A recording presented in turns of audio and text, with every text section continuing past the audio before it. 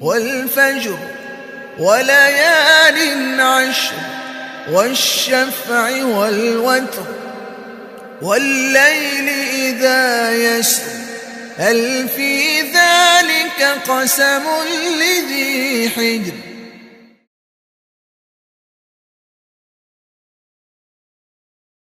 ليس البر أن تولوا وجوهكم قبل المشرق والمغرب ولكن البر من آمن بالله واليوم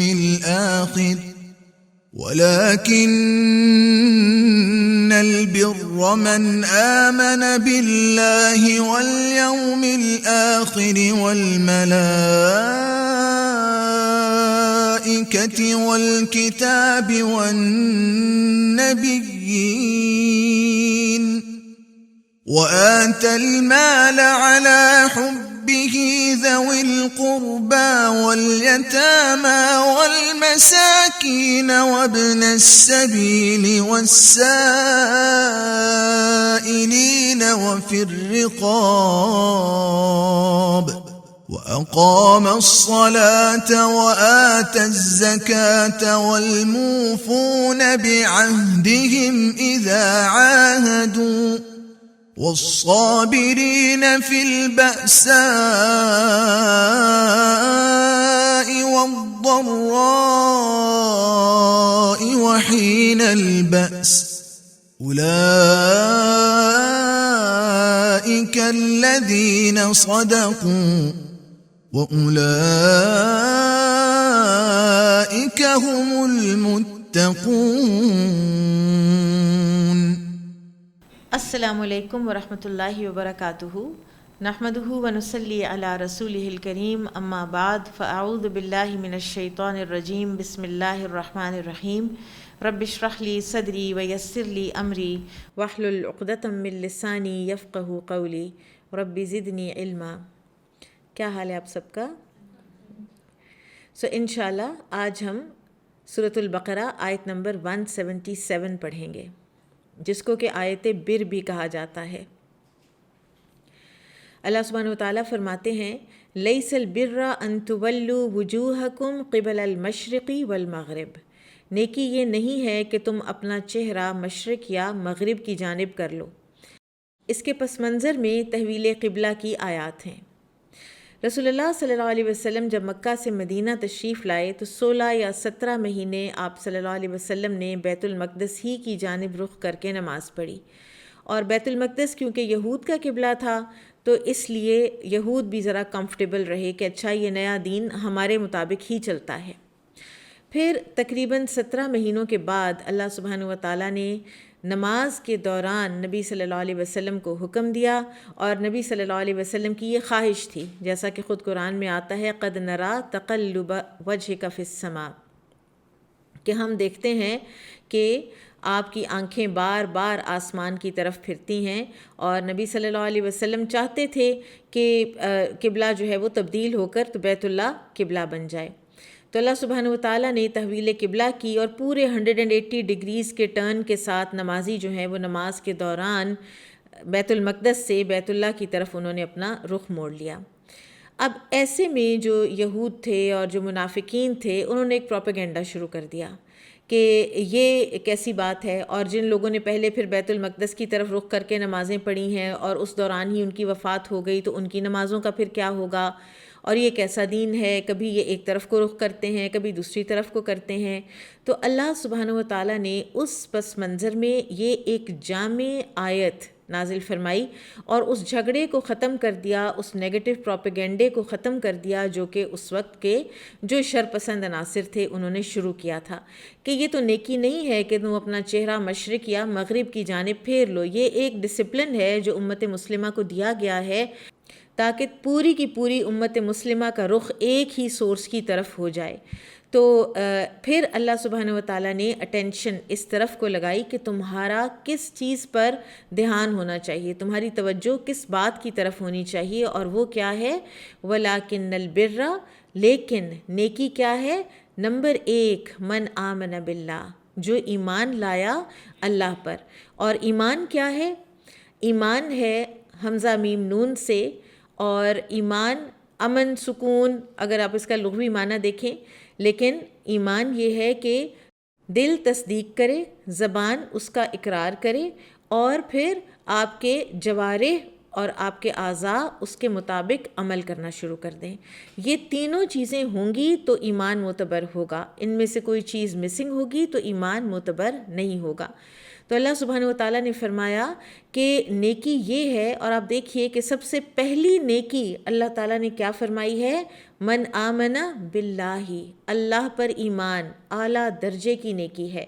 اللہ تعالیٰ کی توحید پر ایمان، اللہ تعالیٰ کی توحید ربوبیت پر، اللہ کے رب ہونے پر ایمان، اللہ کے الہ ہونے پر ایمان، اور اللہ تعالیٰ کی تمام صفاتی ناموں پر ایمان، بغیر ان میں کوئی تبدیلی کیے، بغیر ان کی کوئی تعویل کیے، بغیر کسی کو ریجیکٹ کیے، ڈینائی کیے، سب کے سب صفاتی ناموں پر بھی ایمان۔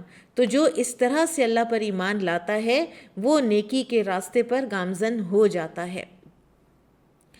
پھر اس کے بعد دوسرا ایمان والیوم الآخر، آخرت کے دن پر ایمان، آخرت کے دن کا آنا، آخرت کے دن سور کا پھونکا جانا، مردوں کا، انسانوں کا قبروں سے نکل کر زندہ ہونا، میدان حشر میں اکٹھا ہونا، میزان کا لگنا، میزان کا نصب ہونا، دائیں یا بائیں ہاتھ میں نامہ اعمال کا ملنا، پل صراط پر سے گزرنا، اور جنت یا دوزخ میں داخلہ، اور اسی طرح سے قرآن و حدیث میں جنت کی، جہنم کی، روز آخرت کی، ان سب کے اوپر اس طرح ایمان کے جیسے علی رضی اللہ تعالیٰ عنہ نے فرمایا تھا کہ اگر میں آج بھی دیکھ لوں جنت کو، جہنم کو، تو میرے ایمان میں کچھ بھی اضافہ نہیں ہوگا، یعنی مجھے اتنا پکا یقین ہے اس کے آنے پر۔ تو یہ نیکی کا دوسرا ایک ایسپیکٹ ہے کہ آپ کا آخرت پر ایمان ہو۔ پھر اس کے بعد اگلا ایمان والملائکتی، اور فرشتوں پر ایمان۔ فرشتے نور سے بنے ہیں، فرشتے اللہ تعالیٰ کی ایک مخلوق ہیں کہ جو اللہ تعالیٰ کی اطاعت ہی کرتے ہیں، اللہ کی نافرمانی نہیں کر سکتے۔ پھر اسی طرح سے ان کی تعداد کتنی ہے کہ نبی صلی اللہ علیہ وسلم نے فرمایا کہ آسمان چرچرا رہا ہے اور اس کا حق ہے کہ چرچرائے، اس لیے کہ کوئی ایک انگلی برابر بھی جگہ باقی نہیں ہے کہ جس پر کہ کوئی فرشتہ سجدہ ریز نہ ہو۔ پھر اسی طرح فرشتے ملائکۃ السیارہ بھی ہوتے ہیں کہ جو ذکر کی مجالس کو تلاش کرتے ہیں۔ پھر مقرب فرشتے ہیں، پھر حاملین عرش فرشتے ہیں کہ جو انسانوں کے لیے بھی دعا کرتے ہیں۔ پھر اسی طرح سے لیلۃ القدر کو کتنے فرشتے اترتے ہیں، یہ بھی ہمارا ایمان ہے نا کہ اتنے فرشتے اترتے ہیں کہ جتنی زمین پر کنکریاں، اور زمین کنسٹرکٹ ہو جاتی ہے۔ تو پھر فرشتے ہمارے لیے مغفرت کی دعائیں کرتے ہیں، ہماری حفاظت پر متعین فرشتے ہیں، ملک الموت ہیں کہ جو کہ جان قبض کرتے ہیں۔ تو ان تمام ایسپیکٹس پر فرشتوں کی تعداد، فرشتوں کے نام، فرشتوں کے فنکشن، جو کچھ بھی ہمیں سکھایا گیا ہے قرآن و حدیث کی وساطت سے، اس میں سے ہر ایک پر پختہ ایمان، یہ بھی نیکی ہے۔ اور پھر اس کے بعد والکتاب، کتابوں پر ایمان، تمام کتابوں پر جو آسمان سے آئیں، 4 کا ہمیں پتہ ہے، تورات، زبور، انجیل اور قرآن۔ پھر اسی طرح سے صحف ابراہیم و موسیٰ، ابراہیم علیہ السلام اور موسیٰ علیہ السلام کے صحیفے، اور اس کے علاوہ اگر کوئی صحف ہیں یا کچھ بھی اور جو بھی نازل ہوا پچھلے انبیاء پر، ہم اس سب پر ایمان لاتے ہیں۔ یہ بھی بر ہے، یہ بھی نیکی ہے۔ والنبیین، اور تمام انبیاء کرام پر ایمان لاتے ہیں۔ اور پھر یہ کہ انبیاء کرام پر ایمان لانے کا تقاضا کیا ہے کہ ان کی تعلیمات پر بھی ایمان لایا جائے، جو کچھ وہ لے کر آئے ہیں اس کو اپنی زندگی میں شامل کیا جائے۔ پھر اسی طرح سے یہ ہے کہ نبی صلی اللہ علیہ وسلم نے فرمایا کہ میں اپنے بھائیوں سے ملنا چاہتا ہوں۔ تو صحابہ کرام نے عرض کی کہ یا رسول اللہ صلی اللہ علیہ وسلم، کیا ہم آپ کے بھائی نہیں ہیں؟ تو آپ صلی اللہ علیہ وسلم نے فرمایا کہ نہیں، تم تو میرے ساتھی ہو، تم تو میرے اصحاب ہو، میرے بھائی تو وہ ہیں کہ جو مجھے نہیں دیکھیں گے اور اس کے باوجود مجھ پر ایمان لائیں گے۔ تو یہ جو نبیوں پر ایمان ہے یہ بھی ایک اعلیٰ لیول کی نیکی ہے۔ اب آپ دیکھیے کہ ایمانیات کو مکمل کرنے کے بعد نیکی کا ایک اور رخ بتایا جا رہا ہے۔ وَآتَ الْمَالَ عَلَى حُبِّهِ، اور مال دیا اس کی محبت میں، اللہ تعالیٰ کی محبت میں مال خرچ کیا۔ کس کس کے اوپر مال خرچ کیا؟ ذوی القربہ، اپنے عزیز و اقارب پر، اپنے بلڈ ریلیٹیوز پر۔ نبی صلی اللہ علیہ وسلم کی زوجہ مطہرہ میمونہ رضی اللہ تعالی عنہا نے ایک مرتبہ ایک غلام آزاد کیا اور بعد میں آپ صلی اللہ علیہ وسلم کو بتایا، تو آپ صلی اللہ علیہ وسلم نے فرمایا کہ اگر یہ تم اپنے ماموں کو دے دیتی تو یہ تمہارے لیے زیادہ بہتر تھا، کیونکہ اس میں تمہیں دوہرا اجر ملتا، ایک انفاق فی سبیل اللہ کا یعنی غلام آزاد کرنے کا، اور دوسرے صلہ رحمی کا۔ جو عزیز و اقارب ہیں، رشتہ دار، ان کے لیے ایک بہت خاص لفظ اللہ تعالیٰ نے استعمال کیا ہے، اور وہ ہے صلۃ الرحم، رحم کو جوڑ کے رکھنا۔ رحم سے جو رشتے نکلتے ہیں ان سب کو جوڑ کے رکھنا ایک اعلیٰ درجے کی نیکی ہے۔ تو اپنے عزیز و اقارب پر خرچ کرنا، اگر وہ غریب ہیں اور ان کو زکوٰۃ لگتی ہے تو پھر پہلا ہمارا فرض یہ ہے کہ ہم زکوٰۃ بھی انہی کو دیں۔ پھر اس کے علاوہ اگر وہ ویسے سفید پوش ہیں، زکوٰۃ ایلیجبل تو نہیں ہیں، پھر بھی ان کو ان کی دلجوئی کے لیے ان کے اوپر کچھ نہ کچھ خرچ کرتے رہیں، ان کو تحفے کی شکل میں دیتے رہیں۔ بعض اوقات ایسا ہوتا ہے کہ وہ مانگ نہیں پاتے، بعض اوقات اپنی انا کی وجہ سے، تو ایسے لوگوں کو تلاش کریں اور اپنے عزیز و اقارب کا، ان کے حالات کا خیال رکھنا چاہیے کہ ان کے کس طرح سے، ان کے کتنے بچے ہیں، وہ کن سکولز میں جاتے ہیں، ان کی اپنی جاب کیا ہے، وہ کس علاقے میں رہتے ہیں۔ تو اس طرح انسان اپنے عزیز و اقارب کی پہچان رکھے اور ان کے اوپر خرچ کرے، یہ اعلیٰ درجے کی نیکی ہے۔ پھر والیتامى، اور یتیموں پر خرچ کریں۔ یتیم کون ہوتا ہے؟ یتیم وہ نابالغ بچہ جس کا کہ باپ دنیا سے چلا جائے، جس کا باپ نہیں ہے، وہ بچہ یتیم ہے۔ معاشرے کے یتیموں کا خیال رکھنا ایمان کی نشانی ہے۔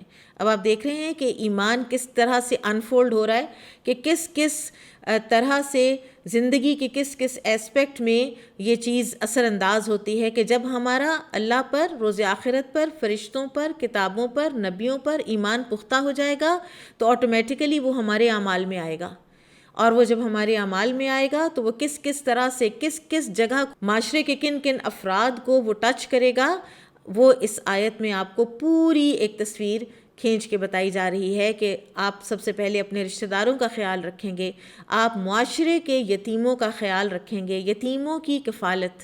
آپ صلی اللہ علیہ وسلم نے فرمایا کہ میں اور یتیم کا کفیل جنت میں ایسے ہوں گے، اور پھر آپ صلی اللہ علیہ وسلم نے یہ 2 انگلیاں اس طرح کر کے دکھائیں کہ اس طرح یتیم کا کفیل اور نبی صلی اللہ علیہ وسلم جنت میں قریب قریب ہوں گے۔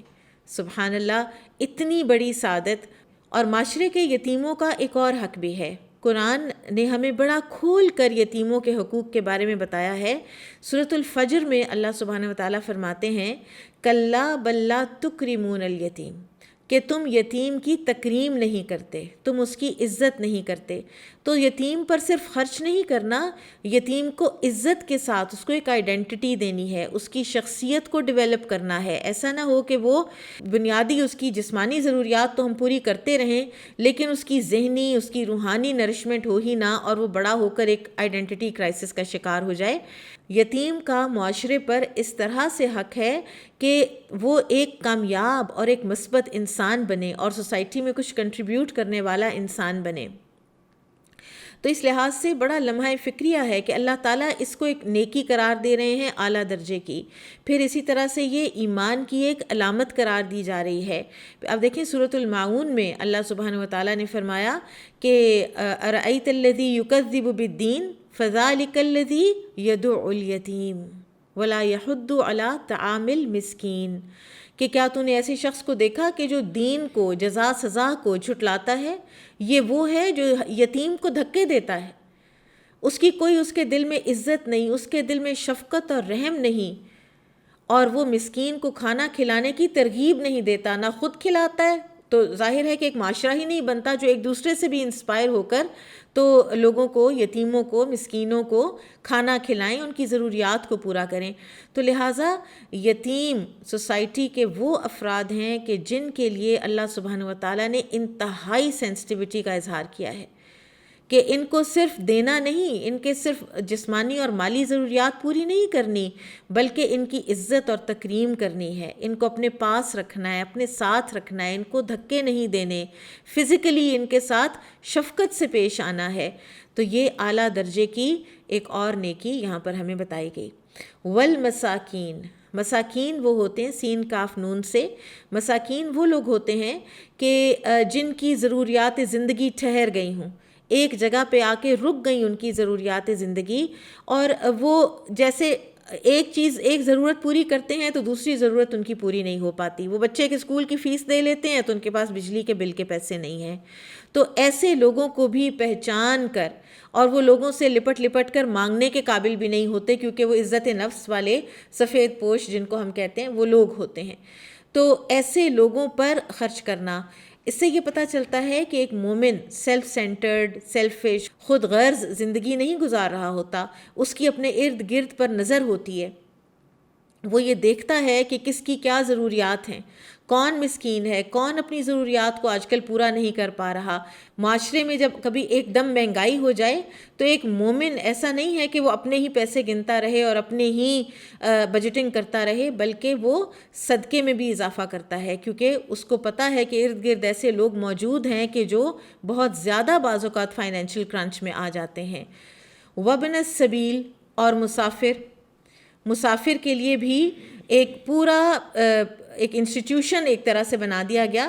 وابن السبیل تو ایک کیٹیگری اللہ سبحانہ و تعالیٰ نے زکوٰۃ کے جو لوگ ہیں، مصارف زکوٰۃ، ان میں بھی رکھ دی ہے کہ کوئی بھی اگر آپ کا اس طرح کا مسافر ہے، کوئی راستے میں اس کی جیب کٹ گئی ہے، وہ گھر نہیں جا پا رہا، اس کے پاس کھانے کو کچھ نہیں ہے، کسی بھی طرح سے کوئی سٹرینڈڈ ہو گیا ہے کسی بھی علاقے میں دنیا میں، تو اس کو بھی آپ اس کا خیال کریں، اس کو کوئی گھر دیں، اس کو کوئی بستر دیں، اس کو بورڈنگ لاجنگ دیں، اس کے کھانے کا خیال کریں، اس کو سیکیورٹی دیں۔ بعض اوقات باقی چیزیں ہوتی ہیں، امن اس کو چاہیے ہوتا ہے، سیکیورٹی اس کو چاہیے ہوتی ہے، تو یہ بھی بہت بڑے اعلیٰ درجے کی نیکی ہے۔ تو معاشرہ جو ہے وہ مومن کی نیکیوں سے فائدے اٹھاتا ہے، معاشرے کا ہر فرد، معاشرے کا ہر حصہ، اور اسی طرح سے ایک بہت ہی ایک براڈ کیٹیگری مزید رکھ دی گئی ہے اس میں، اور وہ ہے والسائلین، سوال کرنے والے۔ کوئی بھی جو کوئی سوال کرتا ہے، کوئی بھی، وہ ضروری نہیں ہے کہ وہ غریب ہو، ضروری نہیں ہے کہ وہ کوئی ضرورت مند اور حاجت مند اس طرح کا ہو کہ جو آپ فقیروں کی یا فقراء کی آپ اس کو کیٹیگری میں ڈالتے ہیں یا مساکین کی کیٹیگری میں ڈالتے ہیں۔ ابن عباس فرماتے ہیں کہ یہ کوئی ایسا بھی شخص ہو سکتا ہے کہ جو گھوڑے پہ سوار ہو کر آئے، کوئی گھوڑے پر بھی سوار ہو کر اگر آتا ہے اور آپ سے کچھ مانگتا ہے تو آپ اس کو کچھ نہ کچھ ضرور دیں، اس نے مانگ لیا ہے نا۔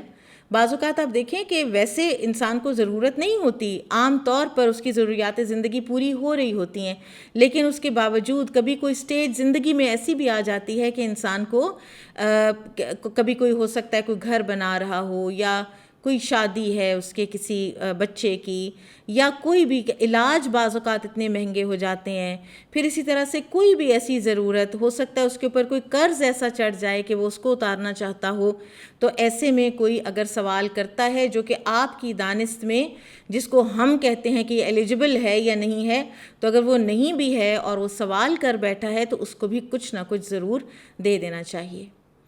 وفی الرقاب، اگلی کیٹیگری، گردنوں کے آزاد کرنے میں۔ اور گردنوں کا آزاد کرنا، ایک تو وہ غلام جو کہ اب ہمارے ہاں یہاں پر اس وقت تو غلامی نہیں ہے، یہ اسلام نے غلامی کو آہستہ آہستہ کر کے اس کو ختم کیا ہے، اس کو ڈسکریج کیا ہے، لیکن نبی صلی اللہ علیہ وسلم کے دور میں تو غلامی بہت زیادہ تھی، اور غلام بکتے تھے، کموڈٹی کے طور پر بکتے تھے، اور ان کو آزاد کرنا، خاص طور پر ایسے غلام کے جو اپنے آپ کو فائنینشلی بعد میں سسٹین کر لیں، معاشرے میں وہ اپنی ایک آزادانہ زندگی بسر کر لیں، تو ایسے غلاموں کو آزاد کرنے کی ترغیب دی گئی۔ سورۃ النور میں آتا ہے کہ ایسے غلاموں کے ساتھ جن میں تم دیکھو کوئی صلاحیت تو ان کے ساتھ مکاتبت کر لو، یعنی ایک کانٹریکٹ کر لو کہ تم مجھے اتنے پیسے دے دو یا اتنے سال میری خدمت کر دو تو میں تمہیں آزاد کر دوں گا۔ تو اس طرح کی کئی اگزامپلز ہمیں صحابہ کرام کے حوالے سے ملتی ہیں۔ حضرت عثمان رضی اللہ تعالیٰ عنہ کے بارے میں آتا ہے کہ وہ ہر جمعے کو ایک غلام آزاد کیا کرتے تھے، اور کسی جمعے کو اگر نہیں کر پاتے تھے تو اگلے جمعے کو 2 غلام وہ آزاد کیا کرتے تھے۔ تو اسلام نے جتنے بھی کوئی اگر کفارہ لگایا ہے یا کوئی فدیہ ہے تو ان میں بھی اللہ تعالیٰ نے غلام کی آزادی کی ایک مد رکھی ہے۔ تو آج کل اس لیول کی یا اس طرح کی غلامی تو نہیں ہے، لیکن بعض علماء کا یہ کہنا ہے کہ جو جیلوں میں قیدی ہیں اور وہ اپنی سزا کچھ بھگت چکے ہیں لیکن ان کی کوئی ضمانت ہے اور وہ ضمانت وہ ادا نہیں کر پا رہے، تو اگر آپ ان کی ضمانت ادا کر کے ان کو جیل سے آزاد کرائیں تو یہ پھر رقاب میں آ سکتا ہے، اللہ عالم۔ پھر اس کے بعد اللہ سبحانہ و تعالیٰ کچھ فرائض کی بات کرتے ہیں، وَأَقَامَ الصَّلَاةَ، اور وہ نماز قائم کرتے ہیں۔ یعنی آپ دیکھیں کہ ہمارے ہاں معاشرے میں بعض اوقات کچھ ایکسٹریمز ہو جاتی ہیں۔ کچھ لوگ کہتے ہیں کہ بس نمازیں اور روزے یہی کچھ کافی ہے اور یہی دین ہے، وہ صرف ریچولز پر رہ جاتے ہیں، اور دوسرے ہیں کہ دوسرا جو ایک انسانیت کا اور ویلفیئر کا جو کام ہے، لوگوں کی خدمت کا کام ہے، اس کو پکڑ لیتے ہیں، لیکن جو عبادات ہیں ان میں کوتاہی کرتے ہیں۔ اور بعض اوقات تو لوگ یہ کہتے بھی سنے جاتے ہیں کہ اللہ تعالیٰ کو نمازوں کی ضرورت نہیں ہے۔ تو بات یہ ہے کہ اللہ کو واقعی نمازوں کی ضرورت نہیں ہے، نمازوں کی ہمیں ضرورت ہے، کیونکہ نمازیں جس طرح سے کلینزنگ کرتی ہیں اندر سے، اللہ سبحانہ و تعالیٰ خود فرماتے ہیں قرآن میں، ان الصلاۃ تنہی عن الفحشاء والمنکر، کہ نماز انسان کو بچاتی ہے فحش سے بھی اور منکرات سے بھی۔ تو بیلنسڈ اور اعتدال والی زندگی ہوتی ہے ایک مومن کی، اس کا ایمان بالکل کلیئر ہوتا ہے، اس کو کوئی شکوک و شبہات نہیں ہوتے ایمان میں، پھر اسی طرح سے وہ معاشرے کے مختلف لوگوں کے لیے انتہائی فائدہ مند ہوتا ہے۔ اور انشاءاللہ سورہ ابراہیم میں ہم پڑھیں گے کہ شجر طیبہ کیا ہوتا ہے۔ مومن کو شجر طیبہ سے مثال دی گئی ہے نا، کہ اس کی کہاں کہاں تک خیر پہنچتی ہے، اصلھا ثابت وفرعھا فی السماء، اس کی جڑیں جو ہیں وہ مضبوط ہیں، جمی ہوئی ہیں زمین کے اندر، ڈیپ روٹڈ ہے، اس کو کوئی عام ایسے اکھاڑ کے پھینک نہیں سکتا ہے، اور اس کی جو شاخیں ہیں وہ آسمان سے باتیں کر رہی ہیں، کئی طرف کو کئی ڈائریکشنز میں اس کی خیر پھیل رہی ہے، اس کی نیکی پھیل رہی ہے۔ تو یہاں پر بھی آپ دیکھیے کہ پہلے ایمانیات، پھر معاشرے کے افراد، اور پھر اس کے بعد اپنی ذاتی عبادات، اور اس میں سب سے پہلے نماز اللہ کا وہ حق ہے کہ جو ہم سب پر 5 وقت کے لیے فرض ہے، اور قرآن میں آتا ہے ان الصلاۃ کانت علی المؤمنین کتابا موقوتا، نماز اہل ایمان پر وقت کی پابندی کے ساتھ فرض ہے۔ اور ایک حدیث کا مفہوم ہے کہ نبی صلی اللہ علیہ وسلم نے فرمایا کہ تم لوگ گناہوں کی بھٹی میں جلتے رہتے ہو یہاں تک کہ تم ظہر کی نماز پڑھ لیتے ہو اور تمہارے پچھلے جو گناہ ہیں وہ معاف ہو جاتے ہیں، پھر تم گناہ کرنے لگ جاتے ہو اور پھر گناہوں کی بھٹی میں تم جل رہے ہوتے ہو اور یہاں تک کہ تم عصر کو پہنچ جاتے ہو، اور پھر تم عصر پڑھتے ہو تو تمہارے وہ گناہ بھی معاف ہو جاتے ہیں۔ اسی طرح سے تم گناہوں کی بھٹی میں جلتے تم مغرب کو پہنچتے ہو، مغرب پڑھتے ہو تو تمہارے وہ گناہ معاف ہو جاتے ہیں، پھر تم گناہوں کی بھٹی میں جلتے رہتے ہو اور پھر تم عشاء پڑھتے ہو تو پھر تمہارے گناہ معاف ہو جاتے ہیں۔ اور اسی طرح سے 5 نمازوں کا نبی صلی اللہ علیہ وسلم نے حدیث میں ذکر فرمایا کہ کس طرح یہ کلینز کرتی ہے انسان کو گناہوں سے، پاک کرتی ہے، انسان کا تزکیہ کرتی ہے۔ تزکیہ نفس کے لیے نماز انتہائی اہم حیثیت رکھتی ہے۔ پھر اسی طرح سے نماز کے حوالے سے ایک اور حدیث میں آتا ہے کہ جب انسان تکبیر تحریمہ کہتا ہے تو اس کے سارے گناہ جو ہیں وہ اس کے کندھوں پہ آ کر رکھ دیے جاتے ہیں، پھر جب وہ رکوع کرتا ہے تو اس کے گناہ جھڑ جاتے ہیں، گر جاتے ہیں، اور جب وہ سجدے کرتا ہے تو اس کے درجات بلند ہوتے ہیں۔ یہ مختلف احادیث کے مفہوم ہیں جو میں آپ کو بتا رہی ہوں۔ تو اس لیے نماز کو کبھی بھی نہ لائٹلی لیں، نہ اس کو تیز پڑھیں، بلکہ پوری ارکان کی تعدیل کے ساتھ اس کو پڑھنا چاہیے، اس کی مکمل ادائیگی کرنی چاہیے۔ اور ایک اور بات ہمیں یاد رکھنی چاہیے کہ ہمیں پتہ ہونا چاہیے کہ ہم نماز میں پڑھ بھی کیا رہے ہیں۔ ہماری نماز کی جو ترجمہ ہے وہ ہمیں خود کو بھی آنا چاہیے اور ہماری اولادوں کو بھی آنا چاہیے۔ ایک اور حدیث میں نبی صلی اللہ علیہ وسلم نے فرمایا کہ نماز مومن اور کافر کے درمیان حد فاصل ہے، یعنی آپ کی پہچان ہی یہ ہے کہ آپ نماز پڑھتے ہیں۔ اگلی بات وآت الزکاۃ، اور انہوں نے دی زکوٰۃ۔ اہل ایمان اپنے مال کو پاک کرنے کے لیے زکوٰۃ کی ادائیگی میں بالکل پیچھے نہیں رہتے، اور زکوٰۃ کیا ہے؟ زکوٰۃ ہے کہ آپ اپنی سیونگز میں سے پورے سال کے بعد 2.5% ان مصارف میں لگاتے ہیں کہ جو سورہ توبہ میں اللہ سبحانہ وتعالیٰ نے ہمیں بتا رکھے ہیں۔ تو اپنا ذاتی جو عبادات ہیں، چاہے وہ جسمانی ہیں چاہے وہ مالی ہیں، اہل ایمان اس میں کوئی کمی نہیں کرتے۔ پھر پرسنالٹی کی بات آ گئی، اہل ایمان کی شخصیت کیسی ہوتی ہے؟ نمبر 1، وَالْمُوفُونَ بِعَهْدِهِمْ إِذَا عَاهَدُوا، اور وہ اپنے وعدے پورے کرتے ہیں جب وہ وعدہ کر لیتے ہیں، اور وعدہ پورا کرنا ایمان کی علامت ہے، اور وعدہ خلافی کرنا نفاق کی علامت ہے۔ وہ جو 3 نفاق کی علامات بتائیں نبی صلی اللہ علیہ وسلم نے، ان میں سے ایک کیا ہے؟ اذا عاہد غدر، کہ جب وہ وعدہ کرتا ہے تو پھر وہ وعدہ خلافی کرتا ہے۔ اور نبی صلی اللہ علیہ وسلم نے فرمایا لا دین لمن لا عہد لہ، اس کا کوئی دین ہی نہیں کہ جو عہد وفا نہیں کرتا، جو عہد کی پاسداری نہیں کرتا۔ لہٰذا اپنے وعدوں کو پورا کرنا چاہیے، ایسے رائٹ اینڈ لیفٹ وعدے کرتے بھی نہیں چلے جانا چاہیے کہ جو انسان پھر بعد میں پورے نہ کر سکے، لیکن اگر کوئی کیا ہے تو بعض اوقات اگر آؤٹ آف دا وے ہو کر بھی ان کو پورا کرنا پڑتا ہے تو ان کو ضرور پورا کرنا چاہیے۔ پھر والصابرین، اور صبر کرنے والے، فی البأساء والضراء وحین البأس۔ اللہ تعالیٰ نے 3 الفاظ استعمال کر کے زندگی میں آنے والی مختلف مشکلات ساری کی ساری پن پوائنٹ کر دی ہیں، چاہے وہ مالی مشکلات ہیں، چاہے وہ کوئی بیماری ہے، چاہے وہ کوئی جنگ کا پینک کا وقت ہے۔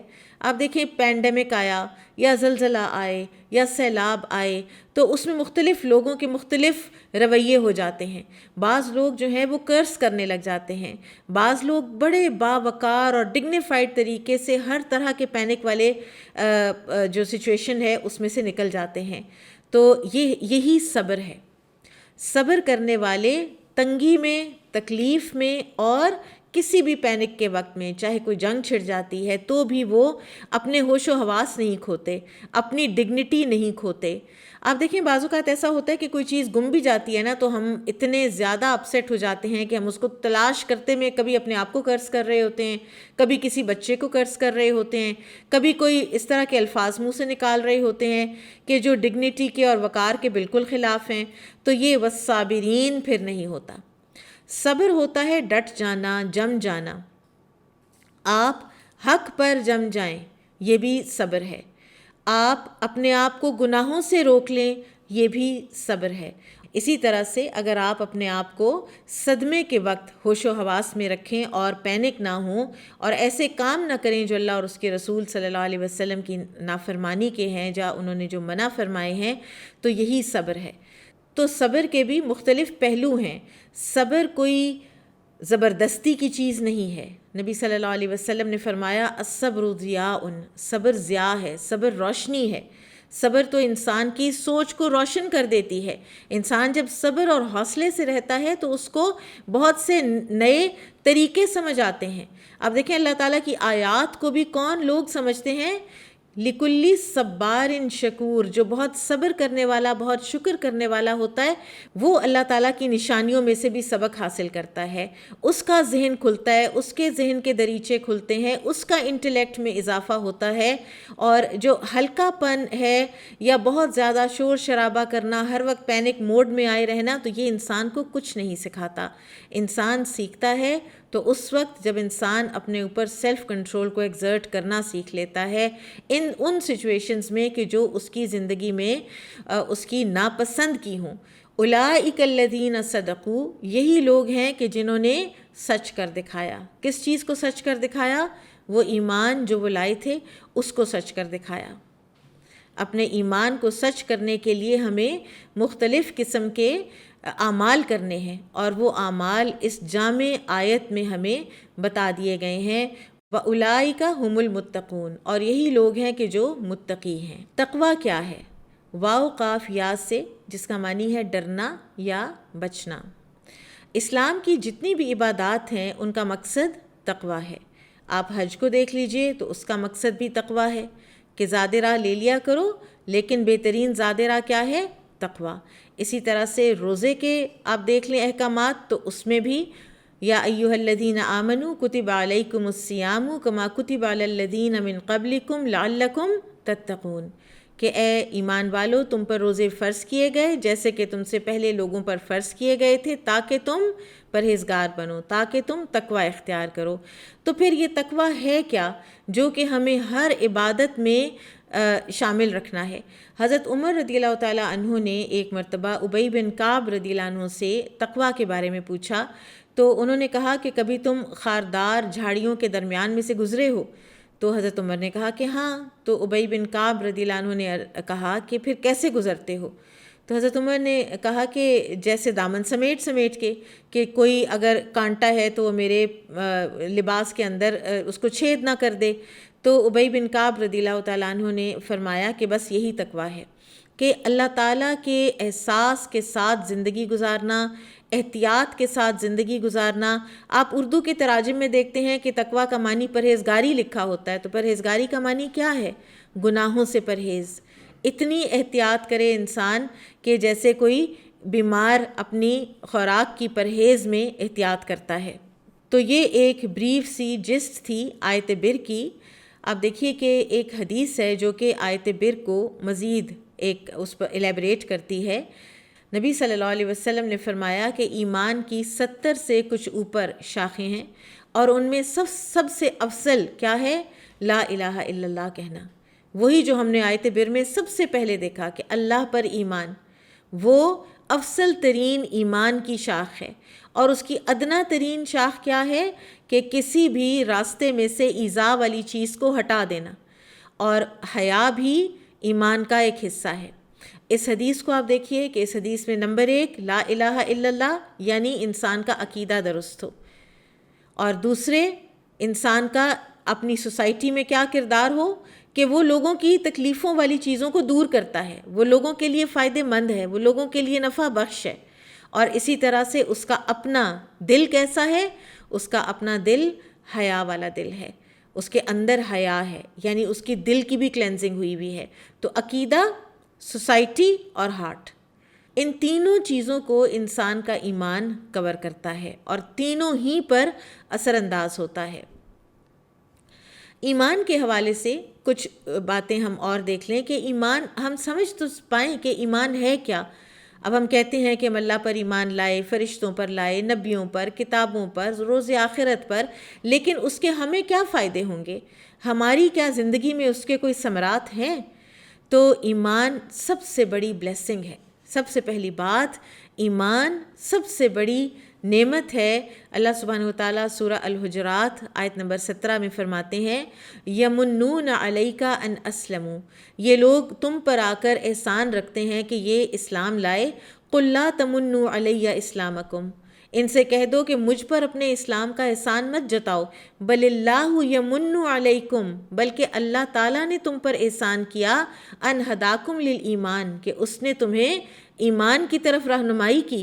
تو یہ تو اللہ تعالیٰ کا احسان ہے کہ اس نے ہمیں ایمان دیا، اور یہ اللہ تعالیٰ کی سب سے بڑی نعمت ہے کہ وہ کسی پہ کر دے کہ اس کو وہ ایمان کی دولت سے مالا مال کر دے۔ پھر ایمان بہت بڑی طاقت بھی ہے، ایمان قوت ہے، ایمان انسان کو مضبوط کرتا ہے اندر سے۔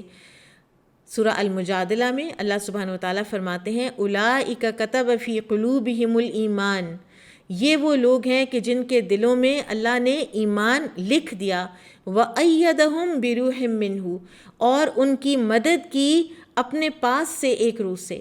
اللہ سبحانہ وتعالیٰ کی اپنی مدد آتی ہے اہل ایمان کو، اور اس سے وہ قوت پاتے ہیں۔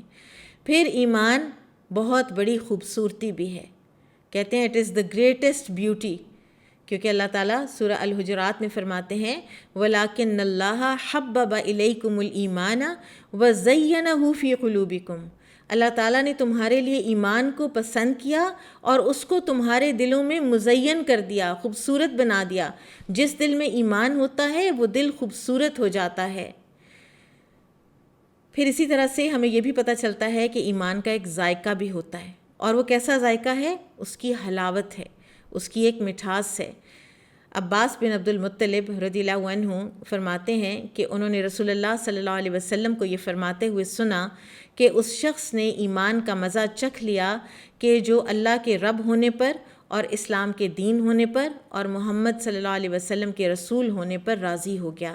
پھر ایمان کی مٹھاس کچھ اعمال کی وجہ سے بھی آتی ہے، اور وہ کون سے اعمال ہیں؟ نبی صلی اللہ علیہ وسلم نے فرمایا کہ جس میں 3 چیزیں ہوں گی وہ حلاوت الایمان کو پالے گا۔ نمبر 1 کہ اللہ اور اس کا رسول اس کو دنیا کی ہر چیز سے زیادہ عزیز ہو جائیں۔ پھر یہ کہ وہ کسی انسان سے محبت کرے تو صرف اللہ کی خاطر محبت کرے، اور تیسری یہ کہ وہ کفر میں واپس جانے کو اس طرح ناپسند کرے جیسے کہ وہ آگ میں جانے کو ناپسند کرتا ہے۔ ہمارے پیارے نبی صلی اللہ علیہ وسلم کا ایک ٹائٹل ہے ینادی للایمان، کہ وہ ایمان کی طرف بلاتے ہیں۔ ان کی ساری 23 سالہ محنت کو ایک سم اپ کیا اللہ سبحانہ و تعالیٰ نے ینادی للایمان، کہ اہل ایمان یہ کہتے ہیں کہ ربنا اننا سمعنا منادیا ینادی للایمان، ایمان کی طرف بلاتے ہیں، اور یہ ایمان ہے کہ جو ہر طرح کی نیکی کے پھر دروازے کھول دیتا ہے۔ پھر ایمان ہماری دنیاوی زندگی کو بھی برکتوں سے مالا مال کر دیتا ہے۔ اس ایمان کا صرف اخروی فائدہ نہیں ہے، اس ایمان سے اس دنیا میں بھی فائدے حاصل ہوتے ہیں۔ اللہ سبحانہ وتعالیٰ سورۃ الاعراف میں فرماتے ہیں اگر بستیوں والے ایمان لے آتے واتقوا اور تقوی اختیار کر لیتے لفتحنا علیہم برکات من السماء والارض، تو ہم ان پر آسمان اور زمین کی برکتیں ان کے دروازے کھول دیتے۔ یہ سب کچھ ایمان سے ملنا تھا۔ پھر اسی طرح سے اندر سے ایک سیرینٹی، ایک اندر سے خوشی اور سکون ایمان سے حاصل ہوتا ہے۔ اللہ سبحانہ و تعالیٰ فرماتے ہیں وَلَا تَهِنُوا وَلَا تَحْزَنُوا، نہ غم کرو نہ کمزور پڑو، وَأَنْتُمُ الْأَعْلَوْنَ إِن كُنتُم مُؤْمِنِينَ، تم ہی سر بلند رہو گے اگر تم مومن ہو۔ ایمان کی قوتیں دیکھتے جائیے۔ پھر ایمان نور ہے، ایمان روشنی ہے۔ سورۃ الحدید میں اللہ سبحانہ و تعالیٰ فرماتے ہیں یا ایھا الذین آمنوا اتقوا اللہ وآمنوا برسولہ، اے لوگو جو ایمان لائے ہو اللہ سے ڈرو اور اللہ کے رسول پر ایمان لاؤ، تو کیا ہوگا؟ یؤتکم کفلین من رحمتہ، تو اللہ تعالیٰ تمہیں رحمت میں سے دوہرا حصہ دے گا۔ وَيَجْعَلْ لَكُمْ نُورًا تَمْشُونَ بِهِ، اور اللہ تعالیٰ تمہارے لیے ایک ایسا نور بنا دے گا جس روشنی میں تم چلو گے۔ سو ایمان نور ہے۔ سو یہ تھا آیت بر کا ایک بریف خلاصہ۔ اب ہم آتے ہیں العمل بالآیات کی طرف۔ اس آیت میں عمل کے لیے ہمیں بہت سی ٹپس ملتی ہیں، لیکن ہماری آج کی ٹپ یہ ہے کہ ہم اللہ کی محبت میں اپنے معاشرے کے یتیموں اور مساکین پر اپنا مال خرچ کریں، اپنے مال میں سے کچھ حصہ خرچ کریں۔ بارک اللہ فیکم، سبحانک اللہم و بحمدک، اشہد ان لا الہ الا انت، استغفرک و اتوب الیک۔ السلام علیکم ورحمۃ اللہ وبرکاتہ۔